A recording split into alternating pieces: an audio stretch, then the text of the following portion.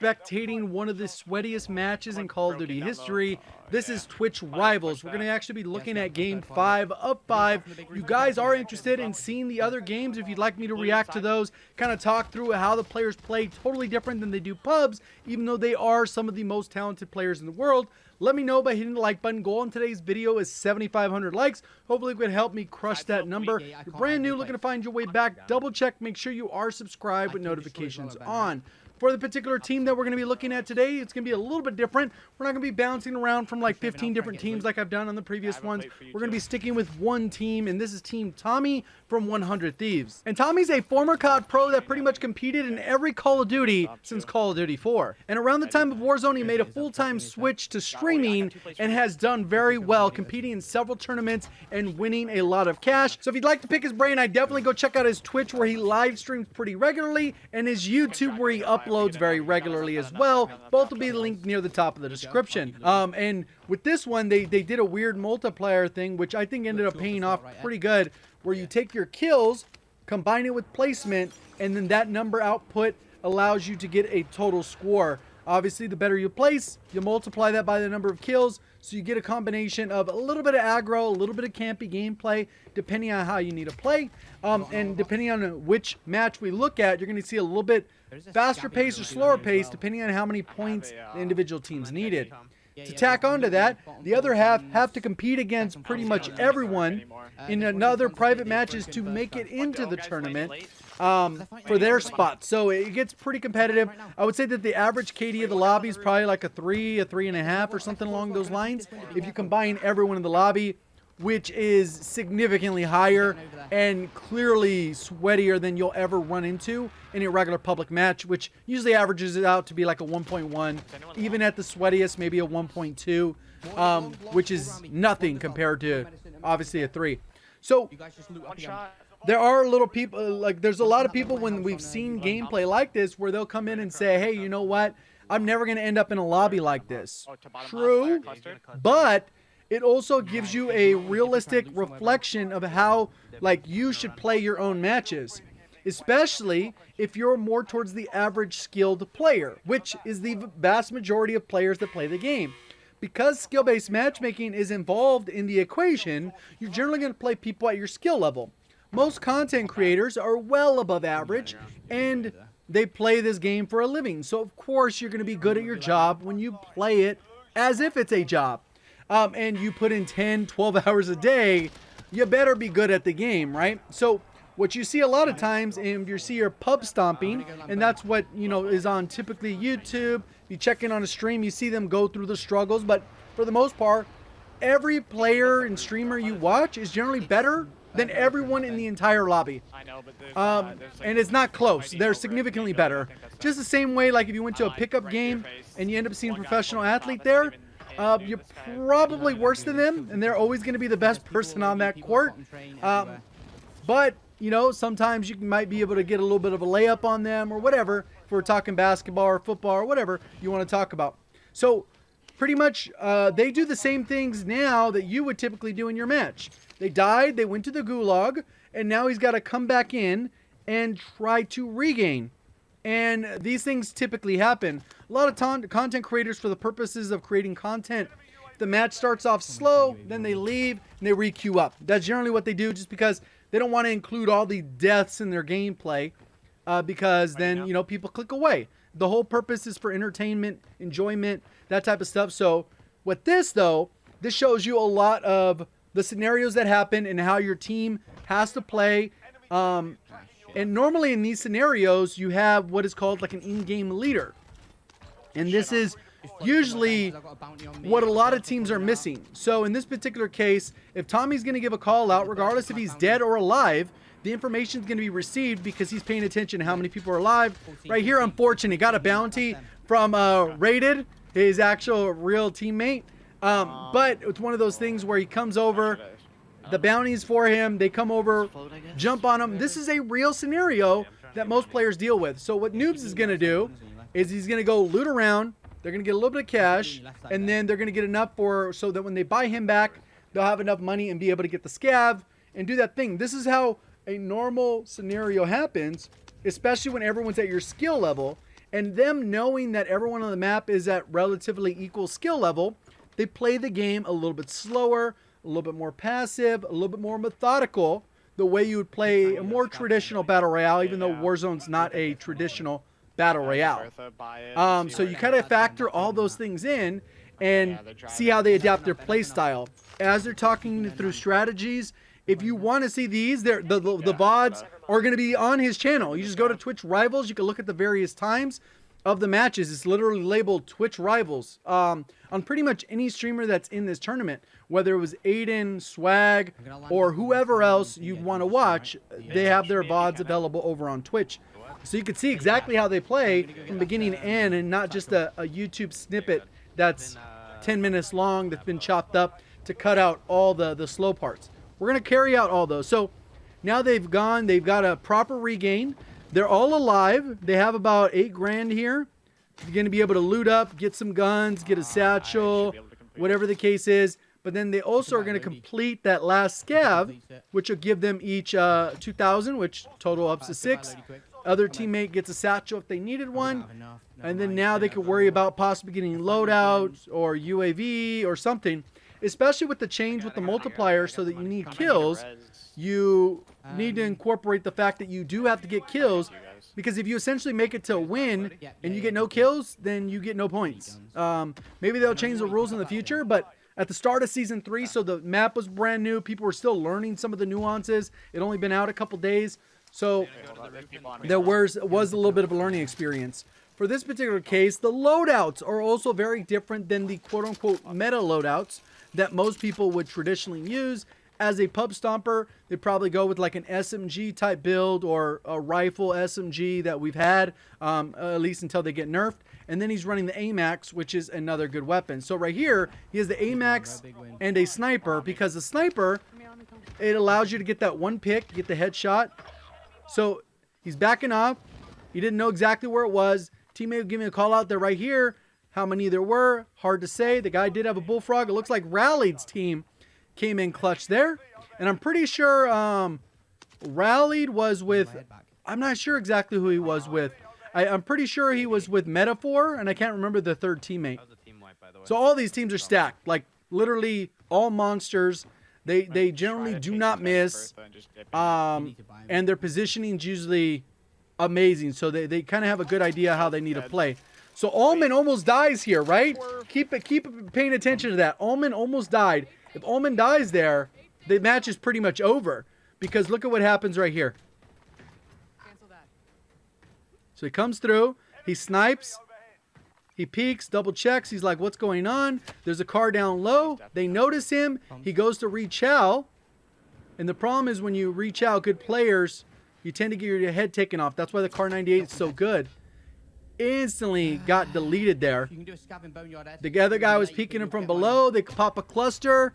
Literally, Allman, if he does not survive there, done.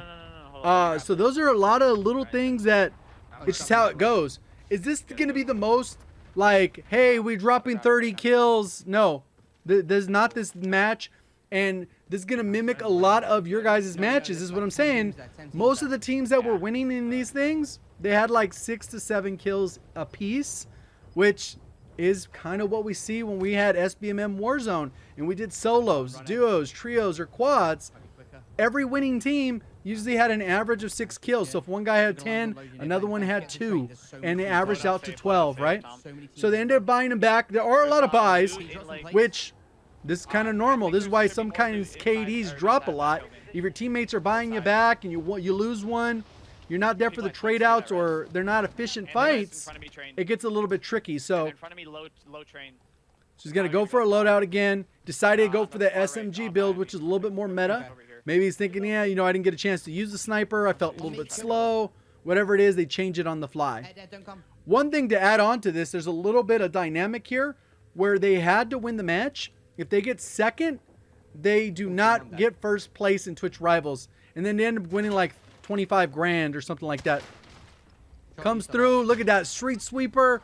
There's a swag doozy with the street sweeper. You know, he doesn't normally use shotguns, but they are incredibly broken when you want to use them the certain way. Are they very versatile for kill racing?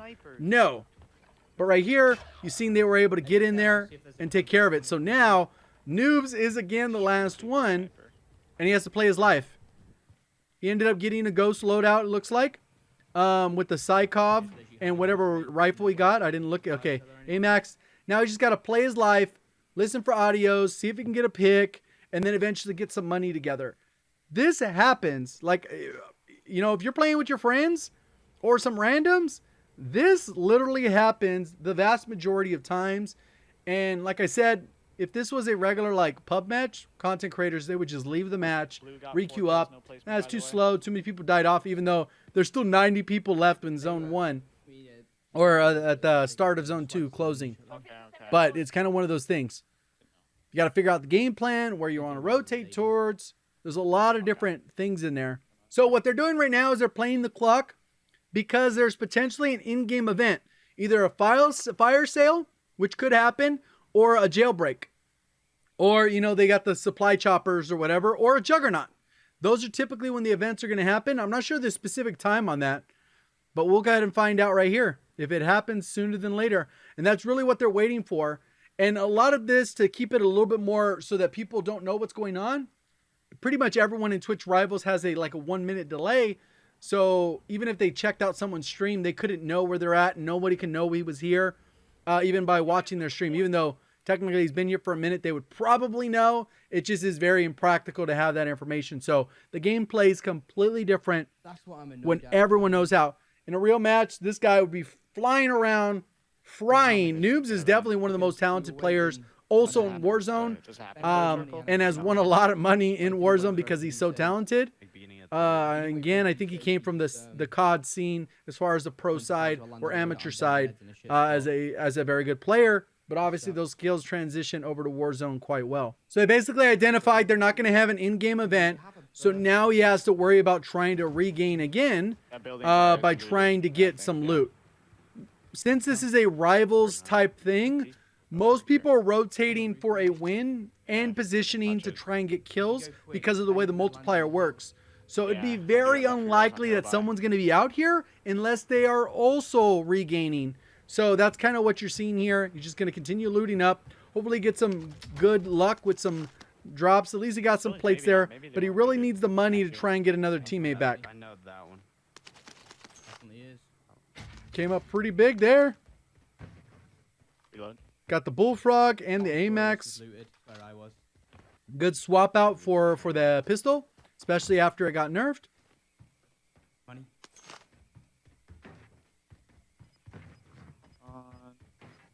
And these are sometimes the craziest parts of matches where you look back and you kind of make it to the end, you pull off a win. Even if you got 5 kills, you're so excited to get that win. And it's kind of one of those things where it's like, damn, if Almond ended up dying in that sliver of a second before he bought back Noobs, the match is over. They lost. They don't win. It was like he ends up having a 1 bullet there where the match could have been completely over. Yeah. I'm not gonna have guns. But if you run up and get storm trapped, I can float and go across the map. If you literally buys me back in, then I get storm trapped. I guess. So he got him back. You got Almond. They're basically debating on how they want to choose the buys and the rotates and stuff like that. They still got to finish looting. They only have 1,000. This is mostly looted because it's been back and forth through a couple times. They may get lucky and find like this random chest that wasn't looted, but at least he's able to get his guns. Looks like he ended up getting Ghost as well. EOD amped with a Strela and the XM4, which is good, like more of a sniper support, and good as an SMG depending on how you build it. Obviously no underbarrel, so that's a little bit more built towards having it as a SMG. But he's hoping that maybe he gets into one gunfight, loots one body, they end up getting the supply run. Gonna go ahead and get that. They'll be able to get a self-revive, maybe a little bit of cash. They're gonna get Tommey back. They're gonna be good to go.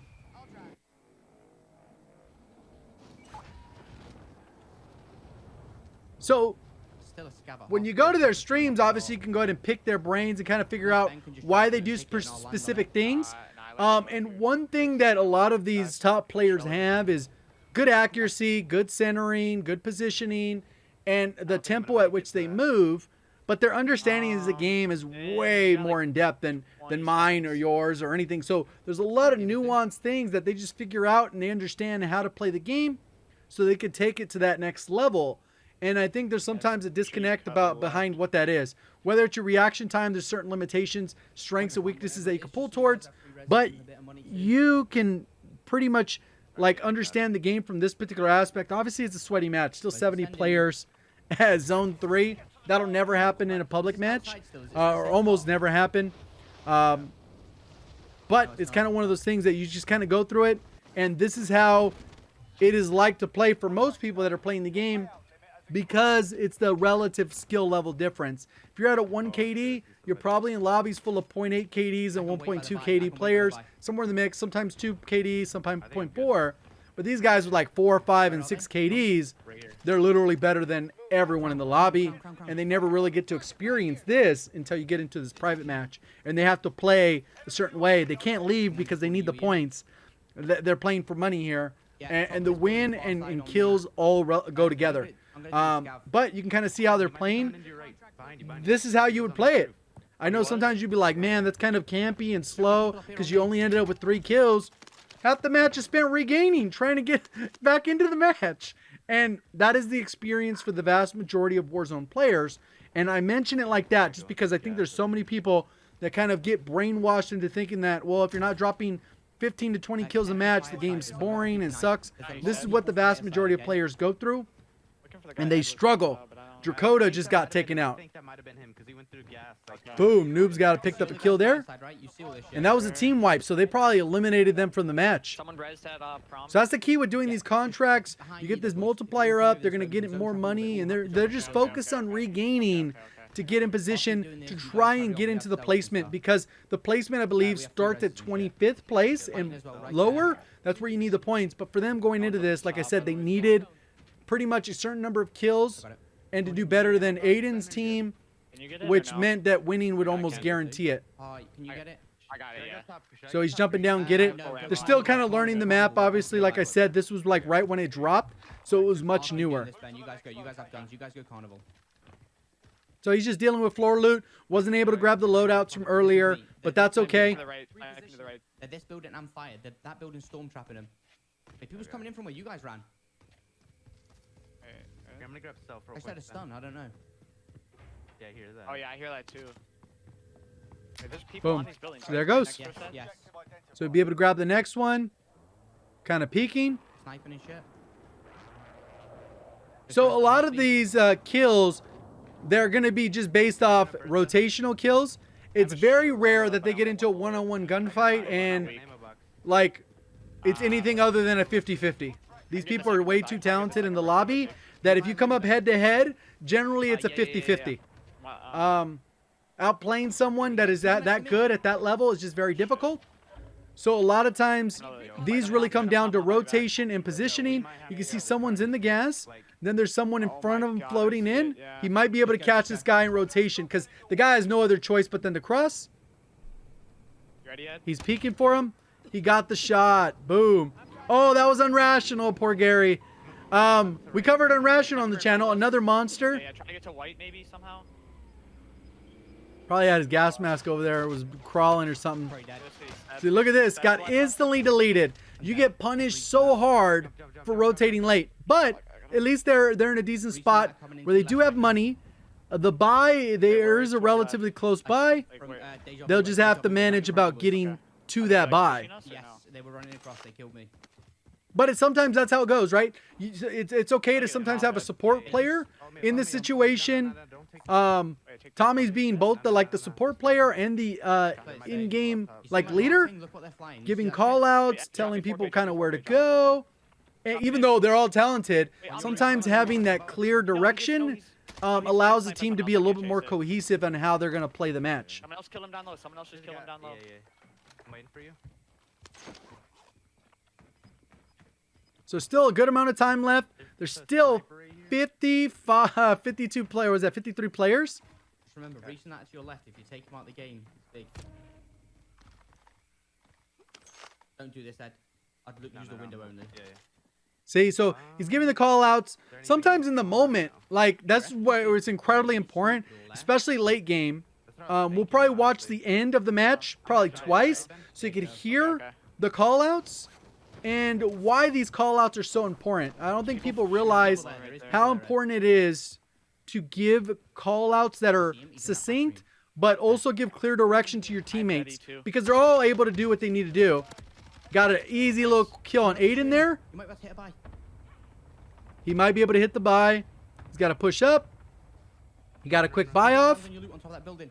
One's going left. One's going left right now, Ed. Help. And now they got to watch out for that team because that's a Huskers and Rated, I think. I've seen him peek it on a deady push. 3M over. So you end up picking up these guns up here. Perfectly fine.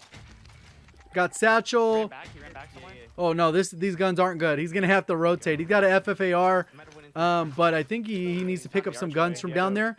But also they can't all be at one spot because if they get killed down there, then he's the last alive.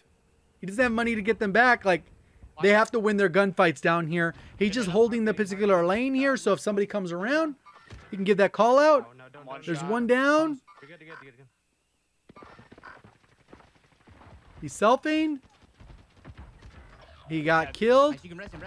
I got people underneath me. Okay. So A lot of people underneath right me. there, he's giving the call. Go ahead and res him. Because in that moment, sometimes what will happen, oh, he took out Colors, another disgusting player. But what happens a lot of times is in the moment, you might not realize, oh man, I can hit the gas buy, and I can do these other things that, even though that's a simple play, sometimes in the moment, like you realize and you waste time and you get behind the ball and then you're out there in the buy when the gas is touching you. Like you need to make the buy now. Essentially making that call out and then allows the team to kind of work their way back towards here. Almond's kind of pushing a little bit too far that way. Chill. I'm open, Ben. Never mind. He's inside this room right here. Yeah, I'm watching. Left side, you ran out the back of it. So he's just watching. Right there. Got the down. The kill. That was Breadman. Breadman, pretty much everyone that's going to die in the feed both ways are disgusting players. Breadman is definitely one of the best players in the game. A little bit smaller, but he's definitely one of the better players in the game. There's no window. I'm in gas. So now it gets pretty hectic. There's still 16 players, and they've managed to keep the whole of their team together. I'm gonna help. So he's debating if he's going to jump down. Seconds, Ben. You can see that Almond is coming out from the gas. Might be coughing using his gas mask. He comes down, gets a little bit bad timing here. COD timing is real. He jumps down. He dropped on me. The guy didn't notice. He comes out. He gets killed. And then this other guy, Street Sweeper, ends up destroying him so quick. And the Street Sweeper is just so broken in those scenarios where it's just like, pop, pop, done. Instantly deleted. So now we got to go ahead and check this out. Nice. So for this next part, I'm going to go ahead and kind of be a little bit more quiet. And then you guys will be able to hear it. Yeet just died. Ben, go up top. Okay. So he's giving the call out. Go up top. If you get to that roof opposite late, you're going to be in zone. You know? You're going to have the roof. Yeah. Just go late, just go late. Yep, I got it. No, they cost the Ben. No. No, I'm telling Oh Ben. my god. I'm good. Just lay down. You guys have zone. Look down to your left, Ben. Look to your left, Ben. Look to your left. You have RPG in them? No. Yeah. Underneath to your left, Ben. 3 kills. Get your XM4 out. So behind that little blue thing right there, he shot right there. Yeah. Decision. I'm going deep over here. Yep. I didn't get the noti. I still think I'm safe on this side. Oh shit. You I don't know where find, this guy. He died, I think, on left. you might. Dude, you might want to go burger. You might have to go Or, burger like, early, Ben. Go burger, top burger. Okay. Yeah, bottom Big burger. burger. Down one. Far left. Underneath to Precision your me, right, precision me. to your right, the green truck head. When's it burger, Ben, below you? Okay. Don't snipe, Ben, just play this guy close. He could have died, maybe. Right Yes, here, he died. Coughing. 2. On your right, close. I can see Matt. Broken armor. One shot on me. Nice, Knock. finish it. One more. Self in. Nice, 2v2. On close on him. On me. Close. Last guy. Down. Let's go. Let's go. Oh my god. So we'll walk through this last part again, right? Get the noti. I still think I'm safe on this. So pretty much what happens is when you're in the game, really all you need to focus on is the game and the gunfights. And sometimes you miss stuff. There's several scenarios where you'll see it late game, especially when we spectate randoms or teammates to be like, oh, you're short a plate, or you need a reload, or there's only 4 teams left. Like, you focus on the different information, because I can look at this pretty clearly if I'm dead.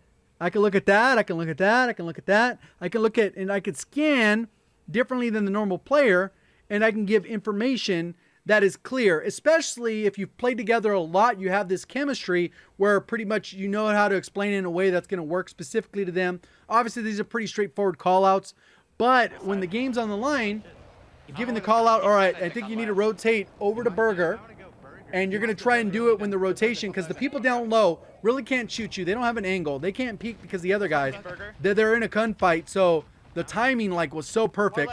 Noob stays up top to kind of help out and assist. Dude calls a precision on Burger. They call that out. He backs up. He says, double checking. Make sure you understand that there's one still in Burger. He ends up thirsting the Reed boy over there, which was Iron's team. And then they know one guy for sure is in here. He takes him out. He calls it out in case the other guy didn't see it.